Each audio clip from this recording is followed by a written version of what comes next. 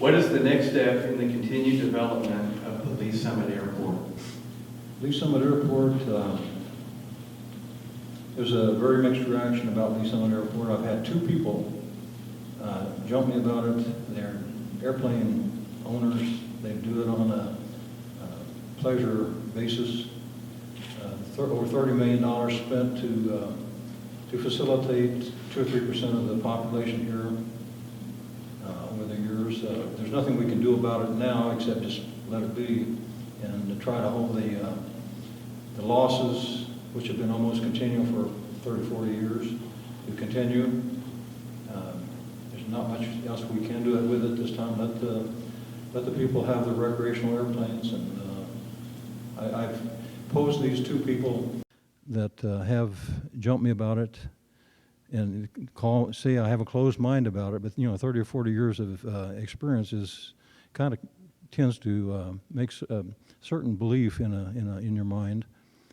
I've asked them to just give me some indication of what benefit actually it has been to Lee Summit, what corporations or what businesses are dependent on the Lee Summit Airport for their existence or for their creation, and whether they actually use the Lee Summit Airport for any particular purpose. The internet, the communication systems that we have now are so great that there's no need to transport people across country to attend meetings. You can do it on a visual basis just on the internet, phone services.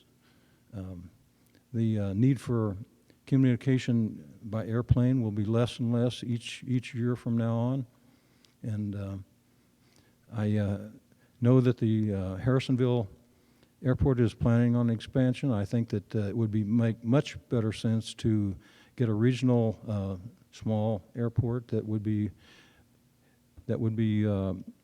beneficial to Blue Springs, Lee Summit, Harrisonville, Belton perhaps, some of the other communities around the area, Pleasant Hill, to develop a regional airport in the southeast part of our area away from the cities, that it will only be 10 or 15 minutes at most from any of the communities. Okay. Thank you. The next question has two parts. What approach and/or strategic partnerships would ensure a sustainable commercial and residential redevelopment? And what and when would economic incentives be appropriate?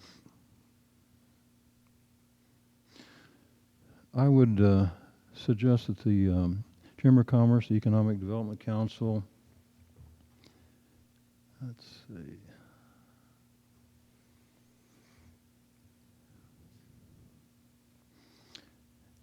use their efforts as much as possible in attracting proven sustainable businesses, industry, manufacturing, and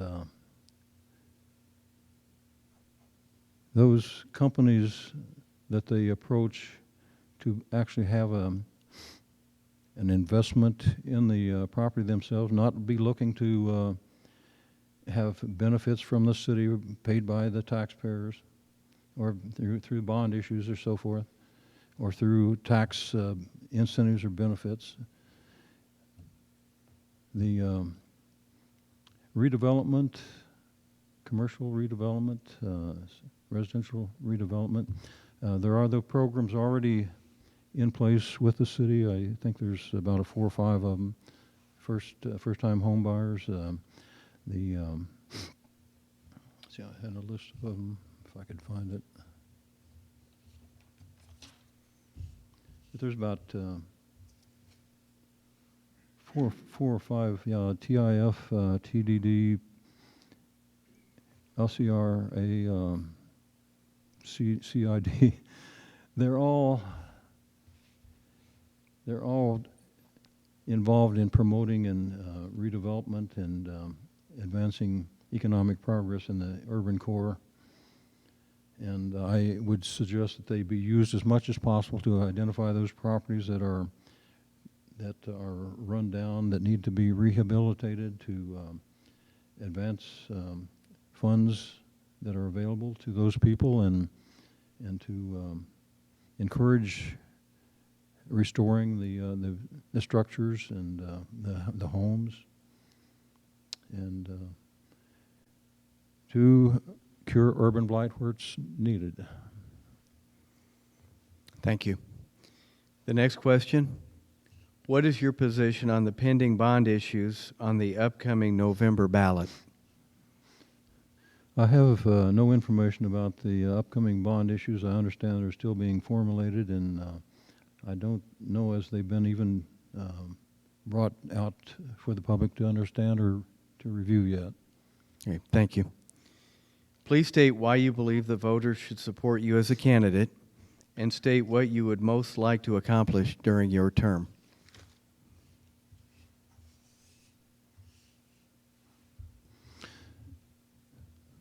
I'm a retired businessman. I've been retired 20 years. I've had some very exciting and high-level experiences in my life. I worked for the federal government on a couple of occasions. One job offer, they came to me after I went with a bank to manage their real estate department. They were in the process of investigations and being closed by the FDIC. I found another $3 million in bad loan assets that they had that they weren't even aware of within a few weeks. The bank went down, and the federal government, as a result of it, offered me a job, which I kept for several years until I had another offer as a vice president of a major bank. In the result of that foreclosure, I had the opportunity to sit across the desk from two of the financial moguls of Kansas City, Frank Morgan and Sherman Dreisesson, who were the major financial leaders in the entire Kansas City area at that time, and a bank president. And we developed and formulated the basis and chose the assets to develop the structure of the new Mission Bank, which is still in effect. So I sat across from those guys. They didn't impress me. They were a couple of little greedy men. They were leveraging everything that they had to get control of other banking properties. I think they owned, dozens at one time, and they actually are in the family ownership of the Lee Summit Bank. The Lee Summit Bank's even owned by them now. But they had a chance to be the financial people of the entire United States at one time, but they expanded so fast and lost control of it, and got people involved in it that had other motives, and they still managed to succeed and retain some of it. Mr. Dye, the final question addresses diversity. As our city continues to become more diverse, what approach should City Council take to capitalize on its many benefits?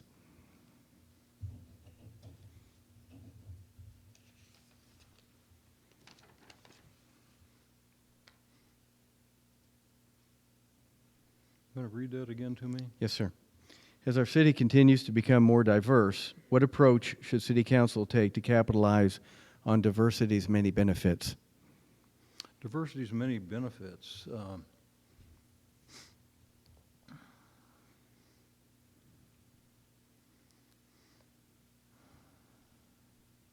This is what amuses me. The city fathers, all the committees, and all that, they've studied these things for years, and still they haven't resolved and found the answer to many of the serious problems of our city. I have some answers that I would like to put out before this group. One is the trash waste trash proposal, the landfill proposal. I think there needs to be a completely different approach to that particular problem. No landfill programs such as Germany, Sweden, and the Netherlands presently have, where they have no landfill. They have a strong recycling program. They have plants established with low emission where they burn the rest of the waste and they produce energy from that waste, and it's a benefit to the city for each city that uses those facilities. And I think the city should take that into review and discuss it and perhaps move in that direction rather than another landfill that wastes and runs another mile or section of the city or close to the city and has fume emissions, gas emissions, and things like that that make for difficult living situations. Okay, thank you, Mr. Dye. This concludes the questions for Robert Dye this evening. We thank you very much.